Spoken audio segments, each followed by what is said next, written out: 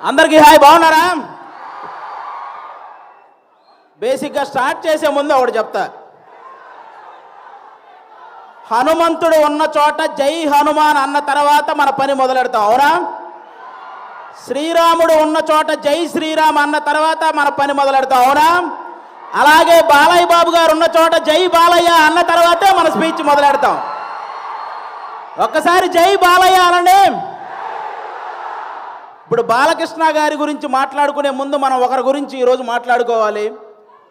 ప్రపంచంలో మనం ఏ మూలన ఉన్నా నేను తెలుగువాణ్ణి అని గర్వంగా ధైర్యంగా చెప్పుకుంటున్నాము అంటే ఆ గర్వం పేరు, ఆ ధైర్యం పేరు నందమూరి తారక రామారావు గారు.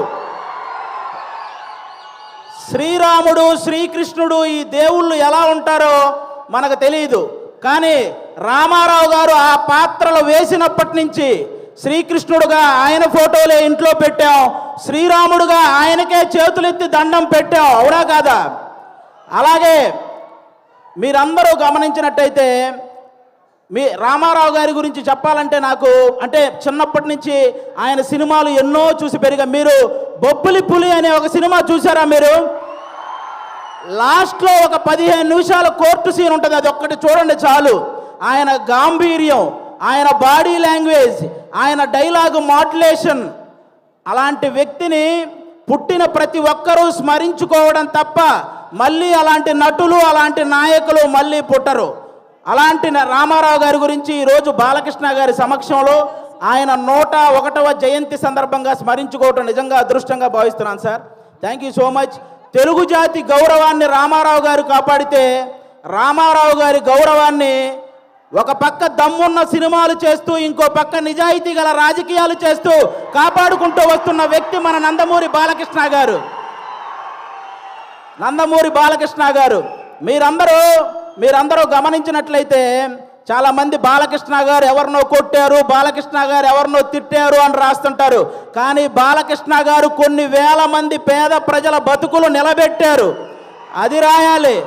సినిమాలు, రాజకీయాలు చేయటం పెద్ద విషయం కాదు, కానీ బసవతారకం అనే ఒక క్యాన్సర్ హాస్పిటల్ ద్వారా ఎంతో మంది పేదవాళ్ళకి సహాయం చేయడం అనేది నిజంగా చాలా చాలా పెద్ద విషయం, చాలా గొప్ప విషయం. ఈ సమాజంలో ఎంతమందికి భయం, బాధ్యత ఉన్నాయో నాకు తెలియదు, కానీ బాలకృష్ణ గారితో పనిచేసే ప్రతి ఒక్కరికి ఆ భయం, బాధ్యత రెండూ ఉంటాయి, ఇదైతే షూర్. అంటే బాలకృష్ణ గారి సినిమాలు చాలామందికి చాలా ఇష్టం ఉంటాయి, నాకు చాలా సినిమాలు ఇష్టం. అందులో సార్ బొబ్బిలి సింహం అనే ఒక సినిమా సార్, మీరు వైట్ అండ్ వైట్ పంచకట్టుతో నడుచుకుంటూ వస్తుంటే వెనక శ్రీరాముడి శ్లోకం వస్తుంటుంది. మీనా గారు మిమ్మల్ని అలా చూస్తూ ఉండిపోతారు. నాకు తెలిసి రామారావు గారి తర్వాత మళ్ళీ పంచకట్టులో అంత అందంగా ఉండే హీరో మన బాలకృష్ణ గారు. నిజంగా మీరందరూ అదృష్టవంతులు, ఎందుకంటే ఒక జనరేషన్ వాళ్ళు మాకు గుర్తుండిపోయే సినిమాలు కావాలి అని అడిగారు. ఆదిత్య 369, అలాగే భైరవ దీపం ఇలాంటి సినిమాలు మీకు ఇచ్చారు. ఒక జనరేషన్ వాళ్ళు మేము తొడగొట్టే సినిమాలు కావాలని అడిగారు. సమరసింహారెడ్డి, నరసింహనాయుడు అనే సినిమాలు మీకు ఇచ్చారు. ఒక జనరేషన్ వాళ్ళు మేము కాలం ఎగరేసే సినిమాలు కావాలన్నారు, సింహ లాంటి సినిమా మీకు ఇచ్చారు. ఇంకొక జనరేషన్ వాళ్ళు మేము మేసం తిప్పే సినిమా కావాలన్నారు, లెజెండు, అఖండ, భగవంత్ కేసరి ఇలాంటి సినిమాలు మీ అందరికీ ఇచ్చారు. జనరేషన్లో మారిన బాలకృష్ణ గారి ఎనర్జీ ఏంట్రా బాబు అలా ఉందని అడుగుతుంటారు. జనరేషన్లో మారితే మనుషులు మారుతారు, టెక్నాలజీలు మారుతాయి. బాలయ్య బాబు గారి ఎనర్జీ ఎందుకు మారుతురా బ్లడీ ఫూల్ అని చెప్పండి. అంటే స్టాక్ మార్కెట్ గ్రాఫ్ అయినా పెరగటం తగ్గటం ఉంటుంది, కానీ ప్రజెంట్ బాలయ్య బాబు గారి మార్కెట్ గ్రాఫ్ పెరగటం తప్ప తగ్గటం లేదు. అంటే అటుపక్క సినిమాల్లో అన్స్టాపబుల్, ఓటీటీలో అన్స్టాపబుల్, రాజకీయాల్లో అన్స్టాపబుల్, సేవ చేయడంలో అన్స్టాపబుల్, అనవసరంగా దూరిన వాడిని కొట్టడంలో అన్స్టాపబుల్, అవసరం అని అడిగిన వాడికి పెట్టడంలో అన్స్టాపబుల్. అలాంటి బాలకృష్ణ గారు ఈరోజు మా గ్యాంగ్స్ ఆఫ్ గోదావరి ఈవెంట్కి రావటం నిజంగా మా గ్యాంగ్స్ ఆఫ్ గోదావరి కలెక్షన్లు కూడా అన్స్టాపబుల్గా ఉండాలని మనస్ఫూర్తిగా కోరుకుంటున్నాను. మా సినిమా ఎలా ఉండబోతుంది అంటే 10 నిమిషాల్లో క్లోజ్ అయ్యే పబ్బు ముందు జై బాలయ్య అనే స్లోగన్స్ వస్తే ఎంత కిక్ వస్తుందో మా గ్యాంగ్స్ ఆఫ్ గోదావరి సినిమా అంత కిక్కిస్తుంది మీకు.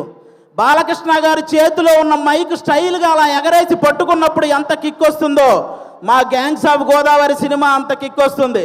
బాలకృష్ణ గారు ఇంట్రెస్టింగ్గా మాట్లాడుతున్నప్పుడు మధ్యలో ఫోన్ వస్తే ఆ ఫోన్ తీసి స్టైల్గా ఇసిరేసినప్పుడు ఎంత కిక్ వస్తుందో మా గ్యాంగ్స్ ఆఫ్ గోదావరి సినిమా అంత కిక్ వస్తుంది.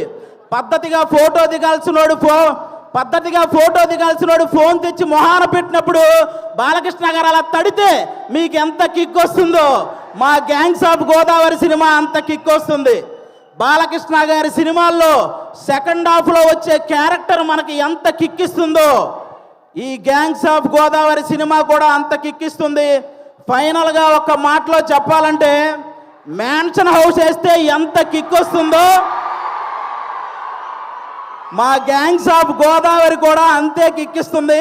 ఒక్క మాట బాలయ్య బాబు గారి పర్మిషన్తో చెప్పాలనుకుంటున్నాను. రేపొద్దున నందమూరి నటసింహం కొనిదెల కొదమసింహం అసెంబ్లీలో అడుగు పెడితే ఎంత కిక్ వస్తుందో మా గ్యాంగ్స్ ఆఫ్ గోదావరి కూడా అంతే కిక్ వస్తుంది. ఇది మీరందరూ గుర్తుపెట్టుకోవాలని నేను కోరుకుంటున్నాను. అలాంటి బాలయ్య బాబు గారు ఈరోజు మా ఈవెంట్కి రావడం నిజంగా మా అదృష్టం. Thank you sir, thank you so much.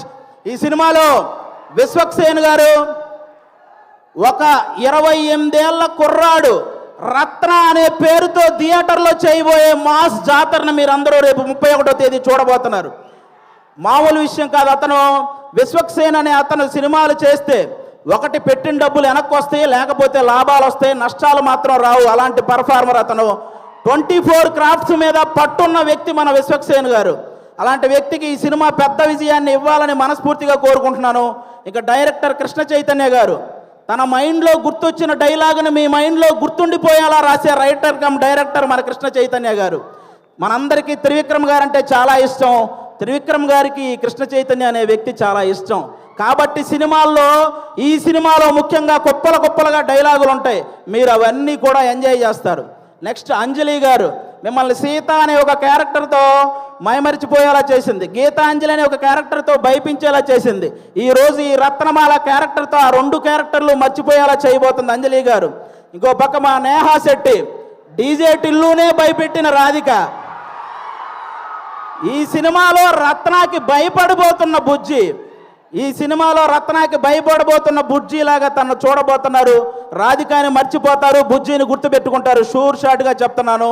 ఈ గ్యాంగ్స్ ఆఫ్ గోదావరి సినిమాతో మీ అందరికి ఇంకో మాట కూడా చెప్తాను. ఒక హీరోని అభిమానిస్తే ఇంకో హీరోకి వ్యతిరేకమేమో అనుకునే వాళ్ళందరికీ నేను చెప్తున్నాను, మాకు తెలుగు సినిమా అంటే పిచ్చి, తెలుగు హీరోలంటే పిచ్చి. అందరినీ అభిమానిస్తాం, అందరినీ గౌరవిస్తాం. తెలుగు సినిమా బాగుంటే టోటల్ అందరం బాగుంటామని భావిస్తాం. అలాంటి ఈరోజు మీరందరూ కూడా ఈ సినిమాకి వచ్చి మా సినిమాను ఆశీర్వదించడానికి వచ్చినందుకు థ్యాంక్ యూ సో మచ్. అలాగే ఈ మధ్య థియేటర్కి జనాలు రావటం కొంచెం తగ్గింది. అందరూ కూడా ఎందుకంటే ఎవరైతే ప్రేక్షకులకి అలాగే సోషల్ మీడియాలో ఉన్న రివ్యూవర్స్కి మీ అందరికీ కూడా తెలుగు సినిమాని కాపాడాల్సిన బాధ్యత మీ అందరి మీద ఉందని మనస్ఫూర్తిగా కోరుకుంటున్నాను. ప్రొడ్యూసర్స్ని దృష్టిలో పెట్టుకొని రివ్యూలు రాయాలని కోరుకుంటున్నాను. ఎందుకంటే ఒక సినిమా పోతే ఇంకో సినిమా చేయడానికి హీరో అనేవాడు మనోధైర్యం తెచ్చుకుంటే చాలు, కానీ ప్రొడ్యూసర్ అనేవాడు మనోధైర్యంతో పాటు మనీ కూడా తెచ్చుకోవాలి. కాబట్టి ఆయన గురించి ఆలోచించి ఈసారి రివ్యూలన్నీ రాయాలని, తెలుగు సినిమాని బ్రతికించాలని మనస్ఫూర్తిగా కోరుకుంటున్నాను. Once again thank you sir. Balakrishna గారు, సింహం ఆ టైంకి మిగిలి ఉన్న జంతువులన్నింటినీ వేటాడేస్తుంది. బాలకృష్ణ గారు ఆ టైంకి ఉన్న రికార్డులన్నింటినీ వేటాడేస్తూ ఉంటారు. అది బాలకృష్ణ గారు. Thank you so much. జై తెలుగు సినిమా. Thank you. అది ఒక డైలాగ్ కూడా చెప్పేరాదు బాలయ్య బాబు గారి డైలాగా?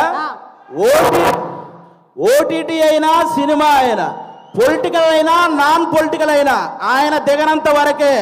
Once he step in history repeats. Thank you so much.